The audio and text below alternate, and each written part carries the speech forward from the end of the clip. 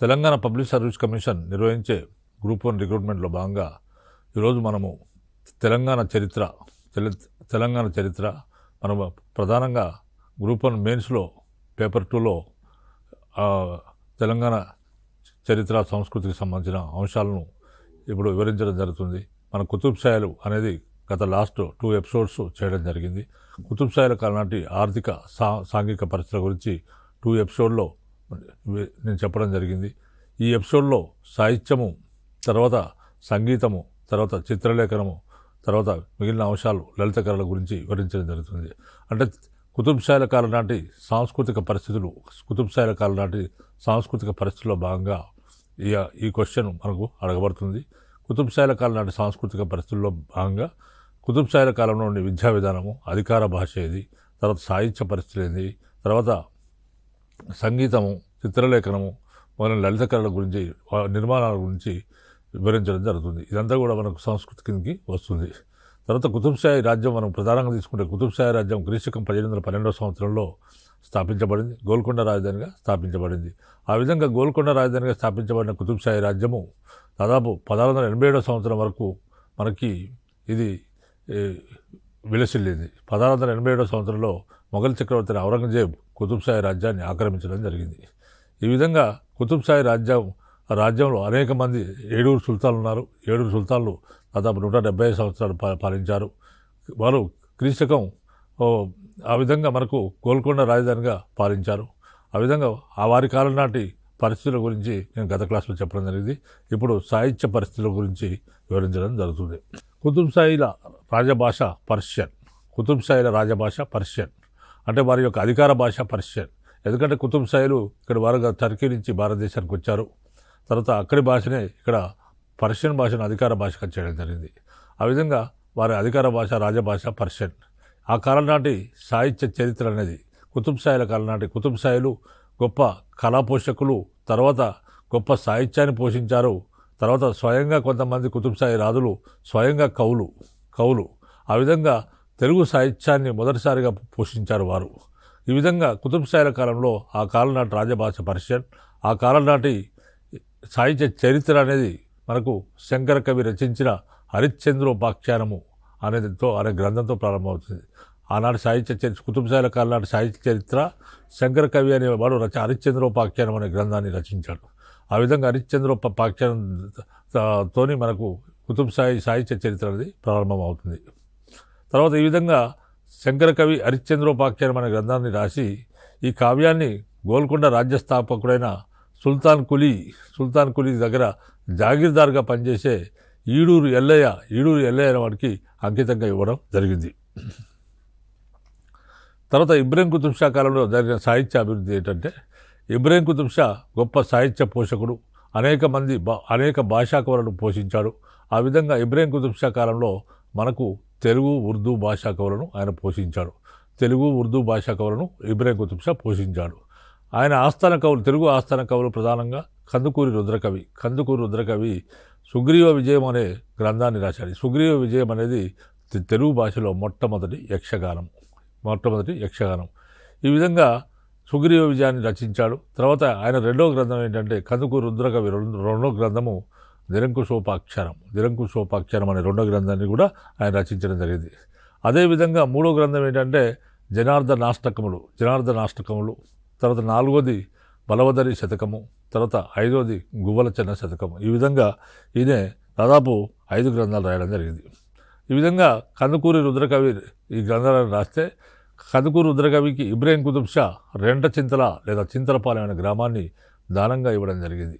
తర్వాత మరొక కవి ఇబ్రహీం కుతుబ్ షా కాలంలో మరొక కవి ఉన్నాడు. ఆయన పేరు అద్దంకి గంగాధర కవి తపతి సంవరణోపాఖ్యానం అనే గ్రంథాన్ని రాసి తెలుగు భాషలో రాసి దానిని ఇబ్రహీం కుతుబ్ షాకు అంకితంగా ఇచ్చాడు. ఈ గ్రంథంలో గంగాధర కవి తనను ఆదరించిన ఇబ్రహీం కుతుబ్ షాను ఏమన్నాడంటే రాముని అవతారంగా పేర్కొంటాడు. ఆ గ్రంథ తపతి సంవరణోపాఖ్యానంలో గంగాధర కవి ఏం చెప్పాడంటే తమ రాజును ఇబ్రహీం కుతుబ్ షాను రాముని అవతారమని పేర్కొంటాడు. పేర్కొనడం జరిగింది. తమ రాజు రాముని అవతారం అని పేర్కోవడం జరిగింది. అదేవిధంగా మరొక కవి పొన్నెగంటి తెలగనార్యుడు. పొన్నెగంటి తెలగనార్యుడు అనే కవి యయాతి చరిత్ర అనే గ్రంథాన్ని రాశాడు. అంటే యయాతి చరిత్ర అనేది తెలుగులో మొదటి అచ్చ తెలుగు కావ్యం. ఇది తెలుగు భాషలో మొట్టమొదటి అచ్చ తెలుగు కావ్యం. తర్వాత ఈ పొన్నెగంటి తెలగనార్యుడు యయాతి చరిత్ర రచించి పటాను చెరువు ప్రాంతానికి అధికారి అయిన అమీన్ ఖాన్ అనేవాడు ఈ పొన్నెగంటి తెలగనార్యుడిని ఆదరించాడు. పొన్నెగంటి తెలగనార్యుడిని అనే కవి ఆదరించాడు. మరి ఈ పొన్నెగంటి తెలగనార్యుడు యయాతి చరిత్రలో ఏ విషయాలు తెలియజేశాడంటే ఆనాటి స్త్రీల స్థితిగతుల గురించి ఆ పొన్నెగంటి తెలగనార్యుడు యయాతి చరిత్రలో తెలపడం జరిగింది. తర్వాత ఈ కాలం నాటి ఇబ్రాహీం కుతుబ్ షా కాలం నాటి ఉర్దూ కవులు ఎవరున్నారు? ఉర్దూ భాష కూడా బ్రహ్మాండంగా పోషించబడింది. ఆ విధంగా దక్కనీ ఉర్దూ అనేది కొత్తగా వెలుగులోకి వచ్చింది. దక్కనీ ఉర్దూ అనే నూతన భాష కొత్తగా వెలుగులోకి వచ్చింది. తర్వాత ఈ కాలం నాటి ఉర్దూ భాష కవులు ఎవరు ఉన్నారంటే అలీ ఉర్సి అనేవాడు నసబ్నామా కుతుబ్ షాహీ అనే గ్రంథాన్ని అలీ ఉర్సి అనేటువంటి రాశాడు. తర్వాత ఫెరోజ్ అనే మరొక కవి తెసల్నామా అనే గ్రంథాన్ని రచించాడు. తర్వాత పారసీక భాషా కవులు ఎవరున్నారు? ఈ కాలంలో పారసీక భాషా కవులు ఎవరున్నారంటే కురుహా అనే కవి తారీఖీ ఎల్చి నిజాం షా అనే చారిత్రక గ్రంథాన్ని రచించి ఆయన ఇబ్రాహీం కుతుబ్ షాకు అంకితంగా ఇవ్వడం జరిగింది. ఇది పారసీక భాషా కవులు. ఈ విధంగా తెలుగు కవులను మొట్టమొదటిసారిగా పోషించినవాడు అంటే ఒక ముస్లిం పాలకుడు తెలుగు కవులను పోషించడం అనేది మొట్టమొదటిసారిగా ఇబ్రాహీం కుతుబ్ షా కాలంలోనే జరిగింది. ఇబ్రాహీం కుతుబ్ షా తెలుగు కవులను అనేక మందిని పోషించాడు. కాబట్టి తెలుగు కవులు ఇబ్రాహీం కుతుబ్ షాను మల్కీబరామునిగా కీర్తించారు. తమను పోషించినందుకు గాను తెలుగు కవులు ఇబ్రాహీం కుతుబ్ షాను మల్కీబరామునిగా కీర్తించారు. తర్వాత ఇబ్రాహీం కుతుబ్ షా తెలుగు ఉర్దూ ముసైరాలను ఏర్పాటు చేసి కవి పండితులను సత్కరించేవాడు. ఇబ్రాహీం కుతుబ్ షా తెలుగు ఉర్దూ ముసైరాలు అంటే కవి సమ్మేళనాలను జరిపించేవాడు. ఈ విధంగా కవి సమ్మేళనం ఏర్పాటు చేసి కవి పండితులను ఇబ్రాహీం కుతుబ్ షా సత్కరించేవాడు. తర్వాత మహమ్మద్ కులీ కుతుబ్ షా కాలంలో అంటే ఇబ్రాహీం కుతుబ్ షా కుమారుడైన మహమ్మద్ కులీ కుతుబ్ షా కాలంలో ఎలాంటి సాహిత్య అభివృద్ధి జరిగింది? నేను ఆల్రెడీ చెప్పాను, మహమ్మద్ కులీ కుతుబ్ షా హైదరాబాద్ నగరాన్ని నిర్మించాడని చెప్పాను. ఆ విధంగా మహమ్మద్ కులీ కుతుబ్ షా కాలంలో ఎలాంటి సాహిత్య అభివృద్ధి జరిగిందంటే మహమ్మద్ కులీ కుతుబ్ షా ఒక గొప్ప ఉర్దూ కవి. ఇతను ఉర్దూ పారసీక భాషల్లో ఉర్దూ భాష మరియు పారసీక భాషల్లో గొప్ప కావ్యాలు రచించాడు. తర్వాత మహమ్మద్ కులీ స్వయంగా కొన్ని వందల పద్యాలు రచించాడు. కొన్ని వందల పద్యాలు రచించడం జరిగింది. తర్వాత వర్ణనాత్మకమైన కవిత్వంలోనూ గజల్ రచనలోనూ ఆయన నిష్ణాతుడు. వర్ణనాత్మకమైన కవిత్వంలోనూ గజల్ రచనలోనూ ఇతడు చాలా గొప్ప కవి. బాగా వర్ణిస్తాడు. కవిత్వంలో బాగా వర్ణించుకుంటూ రాస్తాడు. తర్వాత గజల్స్ రచించుతాడు. కాబట్టి ఈయన గొప్పవాడు. ఈ రెండు రంగాల్లో ఈయన చాలా గొప్పవాడు. ఈయన పద్యాల్లో నాటి హైదరాబాద్ సాంఘిక జీవితం అనేది ప్రతిఫలిస్తుంది. ఈయన రచించిన పద్యాల్లో నాటి హైదరాబాద్ సాంఘిక జీవితం ఏ విధంగా ఉండేది, సామాజిక పరిస్థితులు సాంఘిక పరిస్థితులు ఏ విధంగా ఉండేవి, తర్వాత ఆనాటి సమాజం అంటే వర్ణ వ్యవస్థ కానీ కుల వ్యవస్థ కానీ, తర్వాత ఆనాటి సాంఘిక జీవితం కానీ అంటే ఆహార నియమాలు కానీ, తర్వాత వస్త్రాలు కానీ, తర్వాత అదేవిధంగా ఆచారాలు సాంప్రదాయాలు, తర్వాత మతాలు మొదలైన అంశాలన్నింటినీ కూడా ఆయన యొక్క పద్యాల్లో మనకు ఆయన వివరించడం జరిగింది. ఆ విధంగా హైదరాబాద్ ప్రజల సాంఘిక జీవితాన్ని ఆయన పద్యాల్లో ఆయన వర్ణించడం జరిగింది. మహమ్మద్ కులీ కుతుబ్ షా కలం పేరు ఏంటంటే మాని. మహమ్మద్ కులీ కుతుబ్ షా కలం పేరు మాని. ఆయన కవిత్వాల పుస్తకం పేరు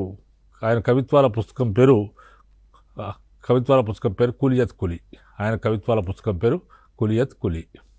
తర్వాత మహమ్మద్ కులీ ఉర్దూ భాషకు చాసర్ వంటి వాడని చరిత్రకారుల అభిప్రాయం. చాసర్ అనేవాడు చాలా గొప్పవాడు. ఆ విధంగా చాసర్ ఎంత గొప్పవాడో ఈ మహమ్మద్ కులీ కూడా ఈ ఉర్దూ భాషకు చాసర్ వంటి వాడని చరిత్రకారులు అభిప్రాయపడడం జరిగింది. ఈయన ఆస్థాన కవులు తెలుగు కవులను కూడా ఈయన పోషించాడు.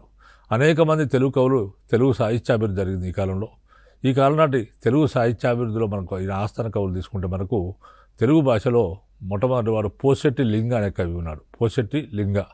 ఈ పోసెట్టి లింగ అనే కవి నవచోళ చరిత్ర, తర్వాత మల్వన చరిత్ర, నవచోళ చరిత్ర, మల్వన చరిత్ర, శంకర దాసమయ్య చరిత్ర, తర్వాత వీర సంగమయ్య దేవచరిత్ర, శిష్య ప్రబోధము దేవచరిత్ర, ఇది ద్విపద కావ్యం. ఈ పోసెట్టి లింగ అనేవాడు మొత్తం 5 గ్రంథాలు రాశాడు. ఆ 5 గ్రంథాలు ఏంటంటే నవచోళ చరిత్ర, తర్వాత నవచోళ చరిత్ర, తర్వాత రెండోది మల్వన చరిత్ర, తర్వాత మూడోది శంకర దాసమయ్య చరిత్ర, నాలుగోది వీర సంగమయ్య దేవచరిత్ర, తర్వాత 5వది శిష్య ప్రబోధము దేవచరిత్ర ద్విపదాన్ని కూడా ఈయన రచించడం జరిగింది. తర్వాత మరొక తెలుగు కవి కాలంలో సారంగ తమ్మయ్య అనే తెలుగు కవి వైజయంతి విలాసము అనే గ్రంథాన్ని రచించాడు.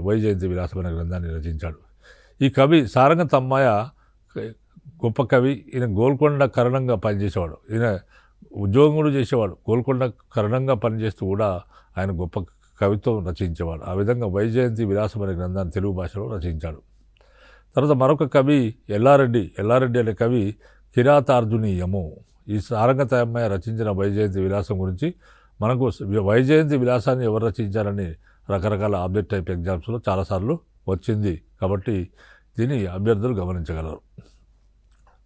ఎల్లారెడ్డి అనే మరొక కవి కిరాతార్జునీయము బాలభారత కావ్యం అనే గ్రంథాన్ని రచించాడు. ఎల్లారెడ్డి అనే మరొక కవి కిరాతార్జునీయము, తర్వాత బాలభారత కావ్యాన్ని రచించాడు. తర్వాత మల్లారెడ్డి అనే మరొక కవి పద్మాపురాణము, తర్వాత షట్ చక్రవర్తి చరిత్ర, శివధర్మోత్తరము. మల్లారెడ్డి అనే కవి పద్మాపురాణము, షట్ చక్రవర్తి చరిత్ర, శివధర్మోత్తరము అనే గ్రంథాలను రాశాడు. తర్వాత మరొక కవి పేరు సింగరాచార్యుడు. ఈ సింగరాచార్యుడు అనే కవి సీతా కళ్యాణము, తర్వాత రాఘవ యాదవ పాండవీయము. సింగరాచార్యుడు సీతా కళ్యాణము, రాఘవ యాదవ పాండవీయం అనే గ్రంథాలు రచించాడు. తర్వాత మరొక కవి పట్టమట్ట సోమయాజి అనే కవి సూత సంహిత బ్రహ్మోత్తర ఖండం అనే గ్రంథాలు రచించాడు. తర్వాత నేపథ్య కృష్ణయామాచుడు అనే కవి రాజనీతి రత్నాకరం అనే గ్రంథాన్ని రచించాడు. తర్వాత సిద్ధరాయ కవి ప్రభుదేవర వాక్యము. సిద్ధరాయ కవి అనే మరొక కవి ప్రభుదేవర వాక్యం అనే గ్రంథాన్ని రచించాడు. ఈనాటి ఉర్దూ కవులు మరి ఈ వీరి కాలం నాటి మొహమ్మద్ కులీ కుతుబ్ షా కాలం నాటి ఉర్దూ కవులు ఉన్నారు. మరి ఈనాటి ఉర్దూ కవులలో మనకు అలీవర్షి అనే కవి నసబ్ నామా కుతుబ్ షాహీ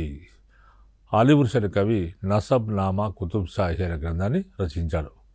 తర్వాత మరొక కవి గులాం అలీ అనే కవి పద్మావతి అనే గ్రంథాన్ని తెలుగు భాషల నుండి ఉర్దూలోకి అనువదించాడు. గులాం అలీ అనేవాడు పద్మావతి అనే గ్రంథాన్ని తెలుగు భాషలో పద్మావతి అనే గ్రంథం ఉండే ఆ గ్రంథాన్ని తెలుగు భాష నుంచి ఉర్దూ భాషలోకి గులాం అలీ అనేవాడు అనువదించడం జరిగింది. తర్వాత వజీహి అనే కవి లైలా మజ్ను కావ్యం. తర్వాత రెండోది ఏంటంటే ఆయన తారీఖీ మొహమ్మద్ అనే మరొక గ్రంథాన్ని రచించాడు. లైలా మజ్ను కావ్యము, తారీఖీ మొహమ్మద్ అనే 2 గ్రంథాలను కూడా రచించడం జరిగింది. తారీఖీ మొహమ్మద్ కుతుబ్ షాహీ, దీని మొత్తం పేరు తారీఖీ మొహమ్మద్ కుతుబ్ షాహీ. మరి ఈ గ్రంథం తారీఖీ మొహమ్మద్ కుతుబ్ షాహీ ఏం తెలియజేస్తుందంటే క్రీస్తకం 1617 వరకు గల కుతుబ్ షాహీల చరిత్ర తెలియజేస్తుంది. అంటే కుతుబ్ షాహీ రాజ్యము క్రీస్తకం 1512 సంవత్సరంలో ప్రారంభించబడింది. 1518 సంవత్సరంలో స్వతంత్రంగా పరిపాలించడం మొదలుపెట్టారు. 1518 నుంచి క్రీస్తకం 1617 వరకు గల కుతుబ్ షాహీల చరిత్రను మనకు వజీహి అనే కవి తారీఖీ మొహమ్మద్ కుతుబ్ షాహీ అనే గ్రంథంలో వివరించడం జరిగింది. మరొక కవి అబ్దుల్లా. మరి ఈ కాలంలో ఇది మొహమ్మద్ కులీ కుతుబ్ షా కాలం నాటి సాహిత్య అభివృద్ధిగా మనం చెప్పుకోవచ్చు. తర్వాత మరొక పాలకుడు అబ్దుల్లా కుతుబ్ షా కూడా గొప్ప కవి. ఆయనే అనేక ద్విపదలు ఉర్దూ భాషలో రచించడం జరిగింది. అబ్దుల్లా కుతుబ్ షా అనేక ద్విపద కావ్యాలు ఉర్దూ భాషలో రచించాడు. తర్వాత ఈయన ఆస్థాన కవులు ఉన్నారు.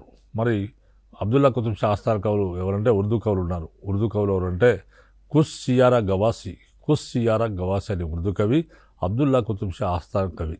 ఆయనే కుస్ సియారా గవాసి అనేవాడు.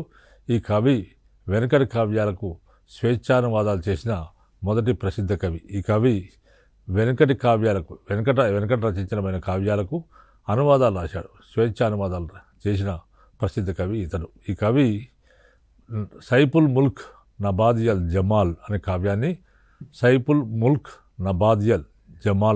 కావ్యాన్ని ఈ యొక్క కుస్ సియార గవాసి అనేవాడు క్రీస్తుకం 1625 సంవత్సరంలో రచించాడు. 1620లో రచించడం జరిగింది. తర్వాత గవాసి చేసిన అనువాదాల్లో తూతునామా అనేది సంస్కృత సుఖసప్తశతికి పారసిక ఆధారంగా రాశాడు.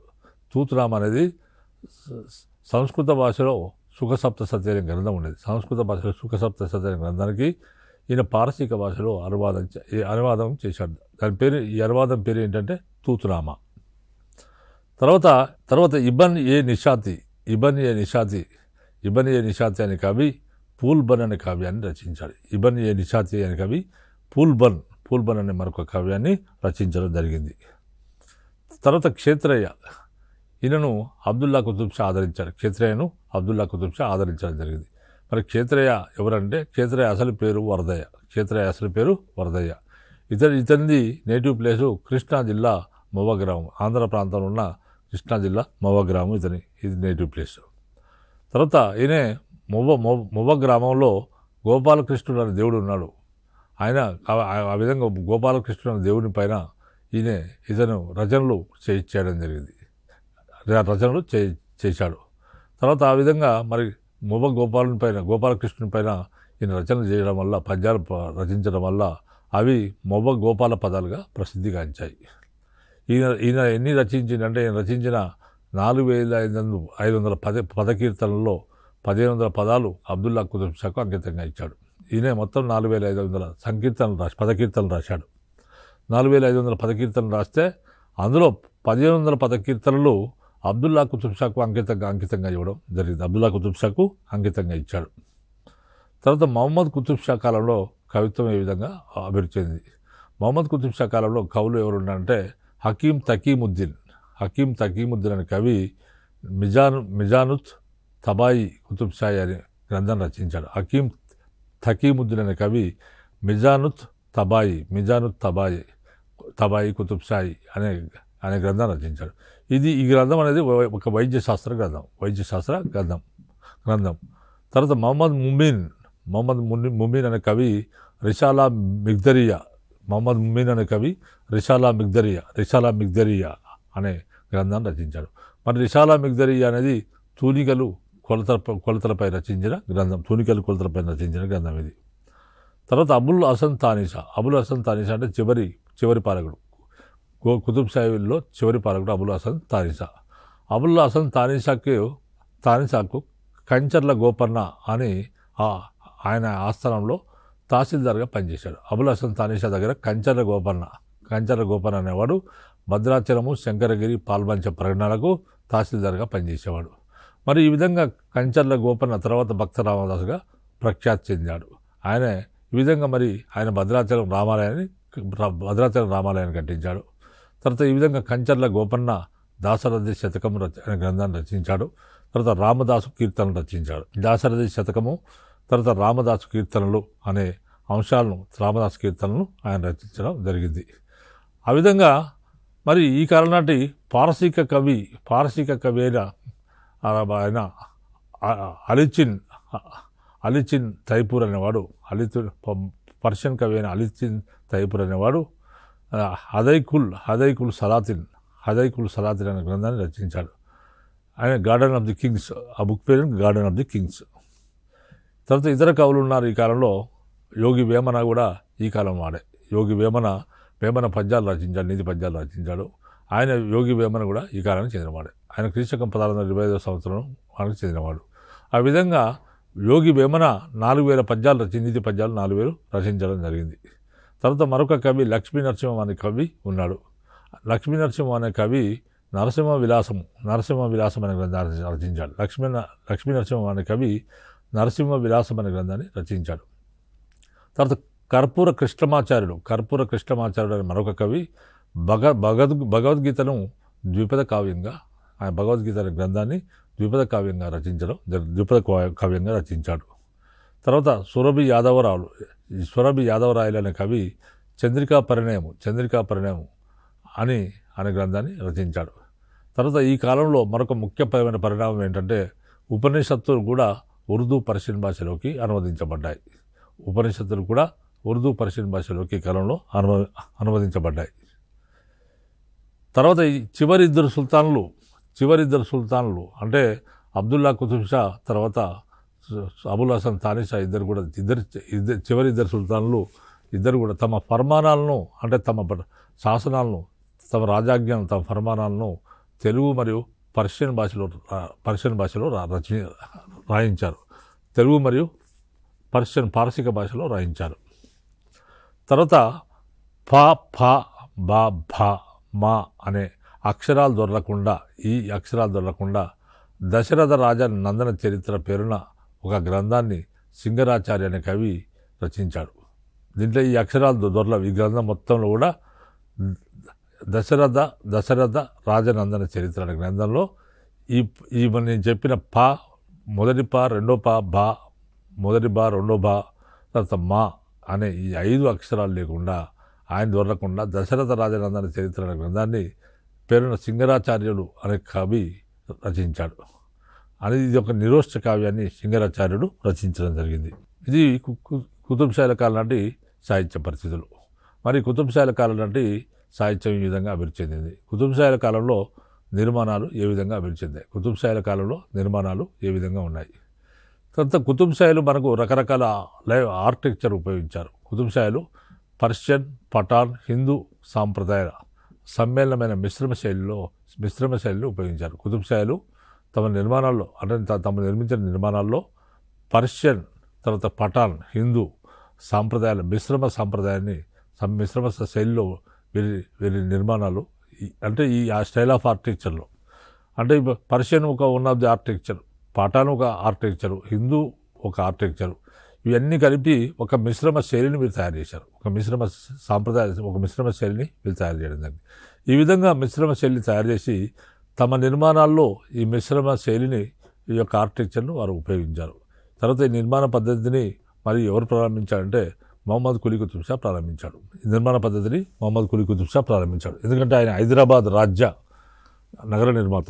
మొహమ్మద్ కులీ కుతుబ్ షా ఈ పద్ధతిని ప్రారంభించాడు. కుతుబ్ షాల నిర్మాణాలు పర్షియన్, పఠాన్, హిందూ ఒక మిశ్రమ శైలి ఆర్కిటెక్చర్. ఇది ఒక మిశ్రమ శైలి ఆర్కిటెక్చర్. కాబట్టి మరి ఇలాంటి శైలిని కుతుబ్ షాలు తమ నిర్మాణాల్లో చూపించడం జరిగింది. ఈ నిర్మాణ పద్ధతిని ఎవరు ప్రారంభించారంటే మొహమ్మద్ కులీ కుతుబ్ షా ప్రారంభించడం జరిగింది. తర్వాత గోల్కొండ బాలాయిసార్ ద్వారం మీద హిందూ పురాణ కథల చిత్రాలు, సంకేతాలు ఉన్నాయి. గోల్కొండ బాలాయిశ్వర్ అనేది గోల్కొండ కోటకు ఒక ద్వారం. కొన్ని ద్వారాల్లో బాలాయిశ్వర్ ఒక ద్వారం. మరి ఈ విధంగా ఈ ద్వారం మీద హిందూ పురాణ కథల చిత్రాలు, సంకేతాలు ఉన్నాయి. హిందూ పురాణ కథల చిత్రాల సంకేతాలు ఇక్కడ చెక్కబడ్డాయి. తర్వాత ఇబ్రాహీం కుతుబ్ షా కాలంలో ఎలాంటి నిర్మాణాలు జరిగాయి అంటే మూసీ నదిపై వంతెనను, పురాణాపూల్ను ఇబ్రాహీం కుతుబ్ షా నిర్మించాడు. మూసీ నదిపై మొదటి వంతెన పురాణాపూల్. దీన్ని ఇబ్రాహీం కుతుబ్ షా క్రీశకం 1875లో నిర్మించాడు. తర్వాత ఫ్రెంచి బాటసారి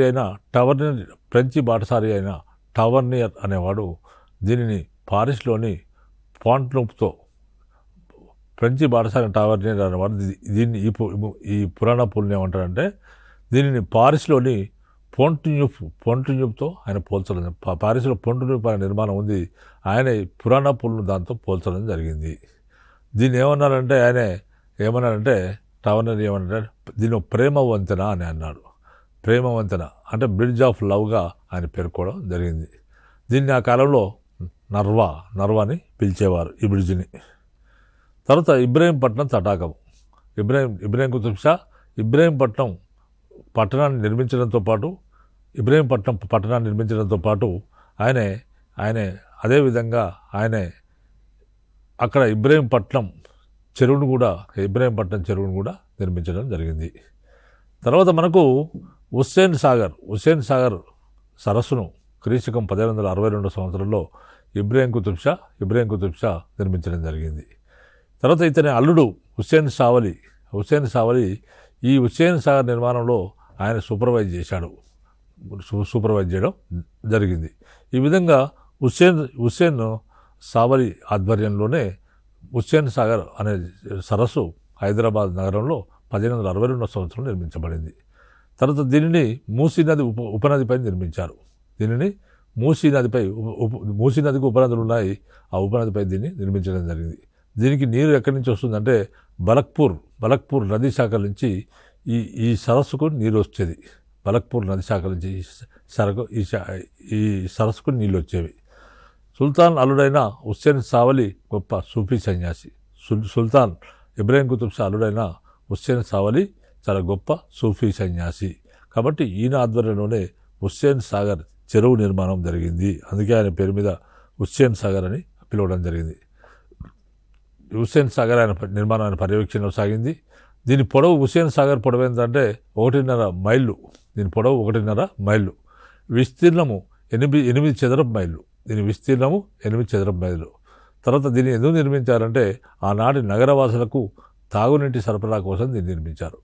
ఆనాటి నగరవాసులకు, అంటే అప్పుడు హైదరాబాద్ నగరం లేదు, గోల్కొండ నగరమే ఉండేది. ఈ గోల్కొండ నగరవాసులకు తాగునీటి సరఫరా కోసము ఈ హుస్సేన్ సాగర్ లేకును నిర్మించడం జరిగింది. ఈ విధంగా మరి ఈ కాలంలో గోల్కొండ దుర్గ ప్రాకారము అనే దాన్ని నిర్మించారు. అదేవిధంగా పూల్ బాగ్ అనే ఉద్యానవనాన్ని నిర్మించడం జరిగింది. తర్వాత ఇబ్రాహీం బాగ్ అనే ఉద్యానవనాన్ని కూడా నిర్మించారు. తర్వాత లంగర్ హౌజ్ అంటే సామూహిక భోజనాలు ఇక్కడ జరిగాయి. సామూహిక భోజనాలు అక్కడ పెట్టేవారు. దాన్ని లంగర్ హౌజ్ అని అనేవారు. ఈ విధంగా మనకు ఇబ్రాహీం కుతుబ్ షా కాలంలో ఈ నిర్మాణాలన్నీ కూడా జరిగాయి. మనం తీసుకుంటే గోల్కొండ దుర్గ ప్రాకారము, పూల్ బాగు, ఇబ్రాహీం బాగు, లంగర్ హౌజ్ ఆయన కట్టించాడు. అదేవిధంగా హుస్సేన్ సాగర్ నిర్మాణం కూడా ఆయన చేయడం జరిగింది. ఇబ్రాహీంపట్నం చెరువు నిర్మించాడు. ఇబ్రాహీంపట్నం పట్టణాన్ని నిర్మించాడు. తర్వాత అదేవిధంగా మరి మూసీ నదిపైన పురాణ పూల్ అంటే మొట్టమొదటి వంతెన మూసీ నది పురాణ పూల్ను ఈయన నిర్మించాడు. ఆయన క్రీస్తకం 1878 సంవత్సరంలో ఈయన నిర్మించాడు. మరి ఈ విధంగా పురాణ పూల్ను ఫ్రెంచి బాటసారి అయిన టావర్నియర్ అయిన వాడు ఆయన చాలా గొప్పగా చెప్పాడు. ఫ్రెంచి బాటసారి టావర్నియర్ ఏమన్నాడంటే దీన్ని పురాణ పూల్ను చూసి దీన్ని ప్యారిస్ అంటే ఫ్రాన్స్ రాజధాని ఫ్రాన్స్లో ఉన్న సిటీ ప్యారిస్లోని పోంటన్యూప్తో అనే నిర్మాణంతో దీన్ని పోల్చడం జరిగింది. దీన్ని ప్రేమ వంతెన అని అన్నాడు. బ్రిడ్జ్ ఆఫ్ లవ్గా కూడా పేర్కొనడం జరిగింది. ఆ విధంగా ఆ కాలంలో దీన్ని నర్వాన్ని కూడా పిలిచేవారు. ఈ విధంగా మనకు ఇబ్రాహీం కుతుబ్ షా కాలం నాటి నిర్మాణాలు చెప్పుకోవచ్చు. తర్వాత బాలా ఇషార్ కుతుబ్ షా నిర్మాణాల్లో పారసీక పఠాన్ హిందూ సాంప్రదాయ సమ్మేళనంగా మిశ్రమ శైలిని చేయడం జరిగిందని చెప్పాము. ఈ నిర్మాణ పద్ధతిని మొహమ్మద్ కులీ కుతుబ్ షా అనేవాడు ప్రారంభించాడు. గోల్కొండ బాలా ఇషార్ ద్వారం మీద హిందూ పురాణ కథల చిత్రాలు సంకేతాల గురించి వివరించడం జరిగింది. గోల్కొండ బాలా ఇషార్ ద్వారం మీద హిందూ పురాణ కథల చిత్రాల సంకేతాల గురించి వివరించడం జరిగింది. మనం ఇబ్రాహీం కుతుబ్ షా కాలం నాటి ఈ నిర్మాణాలు ఈ విధంగా చెప్పుకోవచ్చు. తర్వాత నెక్స్ట్ ఎపిసోడ్లో మిగిలిన అంశాలు వివరిస్తాను. ఇంతటితో ఈ ఎపిసోడ్ ముగిస్తున్నాను.